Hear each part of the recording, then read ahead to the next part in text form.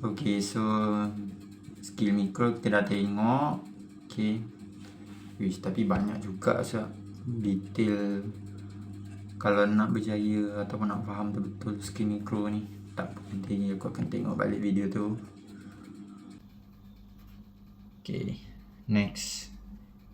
Tengok skill makro pula. Halo guys, balik lagi di channel Charles Studios. Video ini gue buat karena kemarin-kemarin tuh ada yang nanya, tapi gue lupa screenshot dan lupa dia itu nanya di video yang mana. Soalnya pertanyaannya random aja. Jadi hari ini kita bakalan jawab gimana cara ningkatin makro skill.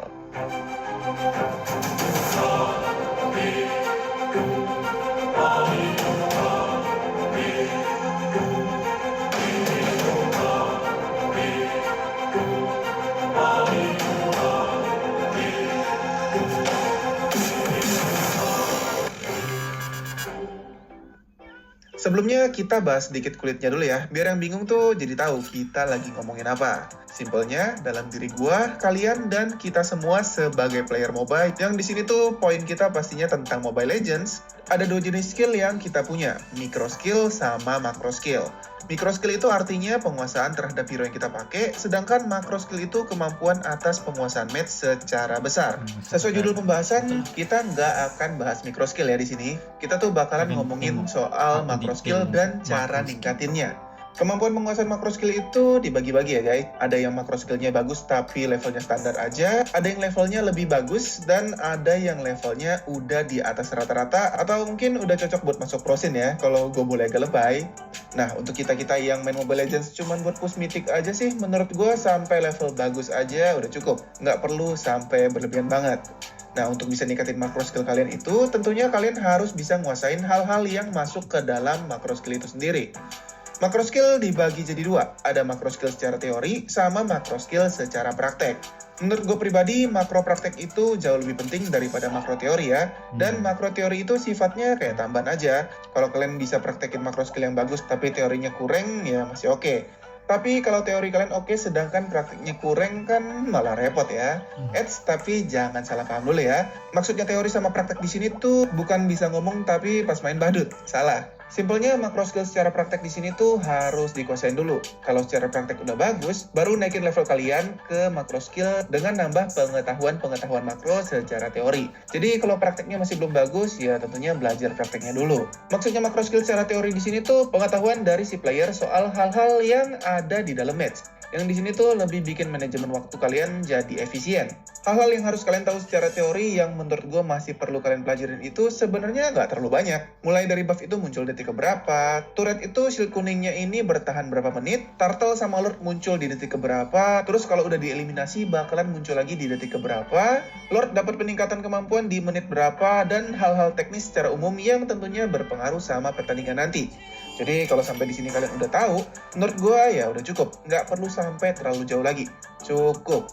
Sedangkan buat yang levelnya lebih tinggi itu, biasanya teori mereka lebih dalam lagi. Tapi menurut gue sih lebih buat kalian-kalian yang mau masuk prosin atau banyak ikut-ikut turnamen dan udah punya tim aja. Kalau yang masih solo, capek. Jadi kayaknya nggak perlu. Karena di tingkatan ini tuh biasanya para player-player makro tingkat tinggi bahkan bisa perhitungin dan ngasih info secara detail dari masing-masing hero yang menurut tim mereka itu agak ganggu. Misalnya spell hero tertentu, pasif hero tertentu, atau buat hero-hero yang bawa WON sama Winter itu bakalan bisa dipakai lagi di menit atau di detik keberapa. Pokoknya macam-macam hal-hal rinci kayak gitu. Jadi menurut gue buat kita-kita ya nggak perlu lah sampai sejauh itu. Nah, untuk ningkatin makro skill kalian secara teori itu sebenarnya nggak susah. Karena sebenarnya semuanya itu tuh bisa kalian baca infonya. Misalnya buat map di sini semua ada. Mulai dari monster jungle, turret, turtle, sama lord, semuanya itu tuh bisa kalian bacain satu-satu. Terus ya tinggal diingat-ingat aja. Yang detail-detail pun pastinya ada kan. Item-item yang ada di sini tuh ngasih tahu cooldownnya berapa lama, spell pun semuanya ada. Jadi buat paham secara teori itu ya kuncinya sebenarnya rajin aja. Kalian rajin baca-baca, rajin ngulik-ngulik, sama ada niatan buat ngafalin. Nah, kalau masalah teorinya udah, yang sebenarnya udah kayak bagian mikronya makro skill, sekarang kita ke bagian makro skill secara praktek yang tentunya jadi fokus utama kita. Tapi jangan lupa, gue nggak akan bosan-bosan ngingetin kalian buat yang mau top up diamond murah terpercaya langsung ke CS Diamond Store. Oke? Yuk, kita lanjut. Makro skill dalam prakteknya itu juga dibagi jadi beberapa aspek guys. Mulai dari rotasi yang baik, cara ngambil keputusan yang baik, sama tentunya penguasaan map yang baik, yang tentunya ngaruh juga sama pengambilan keputusan tadi. Nah, dulu orang-orang tuh suka nganggap macro skill ini cuman untuk hero-hero tanker atau roamer aja kan? Soalnya mereka lah yang tugasnya keliling-keliling dari ujung map ke ujung map lainnya. Padahal, pada kenyataannya enggak loh. Karena sebenarnya masing-masing posisi itu tuh punya tugas sama makronya masing-masing. Nah, kita bahas satu-satu ya. Kita mulai dari gold laner dulu.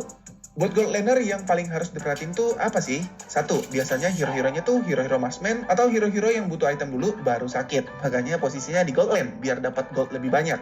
Sebelum itemnya jadi, hero-hero penghuni gold laner itu biasanya nggak terlalu berguna, apalagi di awal-awal pertandingan. Udah gitu, HP-nya juga agak tipis. Jadi untuk rotasinya tentunya akan lebih efektif kalau dilakuin di pertengahan sampai late game waktu itemnya udah cukup.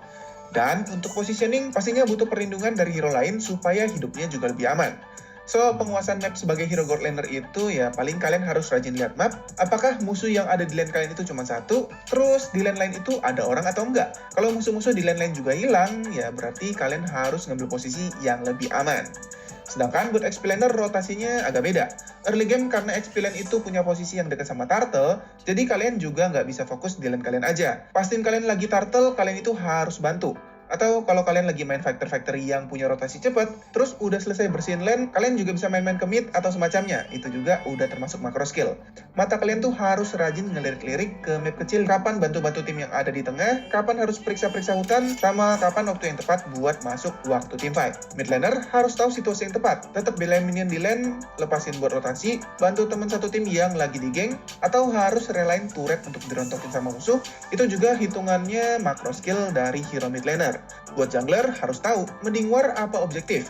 Mending mana nih? Kalau gagal rebut turtle harus lari ke hutan lagi, bantu XP laner rontokin shield turret, atau jauh-jauh lari ke gold lane untuk ngegeng musuh di sana. Kapan harus ikut war, kapan harus split push, rotasi hutan kemana dulu, teman satu tim yang mana yang harus dibantuin duluan, dan lain-lain.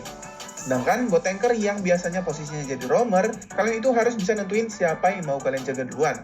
Rotasinya ke atas, ke bawah, mid, atau jaga jungler. Buka map seterang mungkin untuk tim, cek-cek rumput, dan sebagainya juga bagian dari macro skill untuk user-user tank. Dan buat tanker tuh sebenarnya memang dituntut buat punya macro skill lebih. Tapi bukan berarti tanker aja ya. Buktinya role lain itu juga butuh macro kan dari penjelasan tadi. Bahkan support pun butuh macro skill kayak tanker tadi. Cuman nggak bisa cek rumput doang.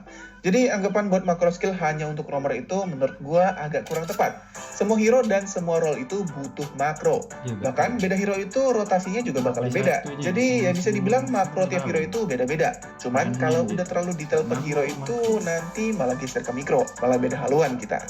Nah, untuk ngasah kemampuan makro skill kalian, saran gue, kalian itu harus rajin-rajin mainin role tertentu. Tujuannya itu buat biasain diri sama satu posisi yang emang harus di-spam terus, guys. Kalau nggak di-spam terus, kalian bakalan hilang feeling. Jadi nggak ada alasan malas atau bosen kalau memang mau makro skill kalian itu jadi bagus. Tapi untuk bisa dapetin macro skill yang oke punya, kalian itu tentunya harus milih dulu hero yang sesuai sama pola main kalian. Ini yang kadang-kadang suka nggak diperhatiin. Karena beda hero dengan role yang sama atau posisi yang sama itu kadang-kadang ngasih pengalaman main yang lumayan beda. Jadi kalian itu harus benar-benar pilih dulu hero-hero yang sesuai sama cara main kalian atau kepribadian kalian. Kalau hero-nya udah sesuai, pastinya bakalan jadi lebih seneng kan mainin sama nge-spam hero yang itu aja. Kita ambil contoh ke gua aja ya. Gue tuh sebenarnya lagi seneng banget main XP lane, tapi gue tuh tipe player yang malas recall, dan tipe main gue itu agak barbar. Nggak tahu kenapa, gue tuh kalau main side lane tipenya barbar sama kebawa emosi terus. Jadi tentunya gue bakalan lebih ngambil Angus, Marsha, Dairot, atau Hilda, yang seperti kita tahu punya kemampuan regenerasi sama mainnya memang tabrak-tabrak. Jadi pemilihan hero itu penting banget.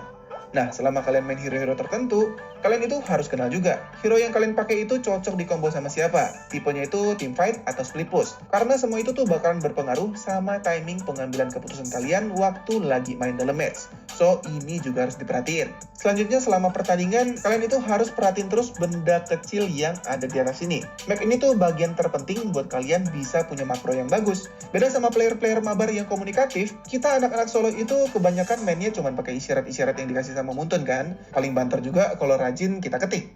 Nah, makanya buat tahu kondisi sama situasi sepanjang pertandingan, coba deh buat biasain diri selalu melihat map dimanapun posisi yang kalian isi. Terus dari situ kalian bisa mulai belajar ambil keputusan. Sideline lihat mid kosong harus maju apa mundur. Roamer kalau lagi lihat sideline itu lebih dari satu hero, kita itu harus kemana dan seterusnya. Jadi untuk urusan makro skill ini tuh balik lagi sama pengalaman kalian. Semakin sering kalian main di satu posisi, kalian itu bakalan semakin tahu nih potensi sama rotasi hero kalian. Semakin tahu juga keputusan-keputusan yang harus kalian ambil di dalam match dan kemampuan dari kalian itu sendiri.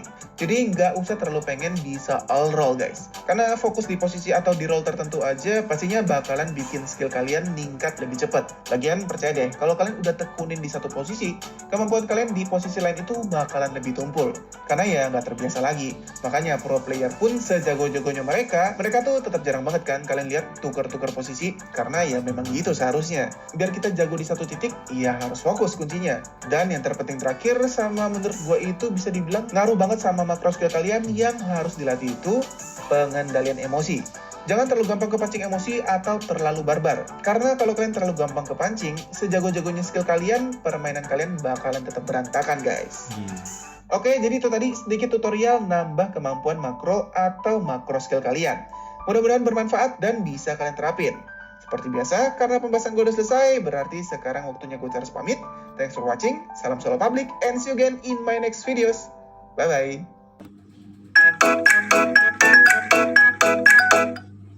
Okay, so aku dah faham skill mikro dengan makro. Next baru kita pergi cari yang Ais pilih apa semua tu. Mana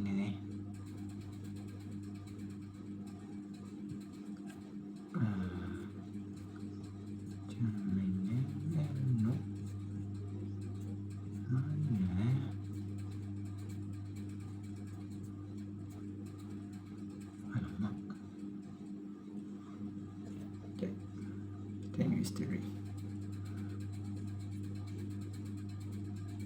Oke, jadi di video soal tutorial main Mobile Legends pemula yang gue bahas waktu itu, gue tuh dapat pertanyaan yang menurut gue menarik buat dibahas. Terutama buat kalian-kalian yang baru mulai main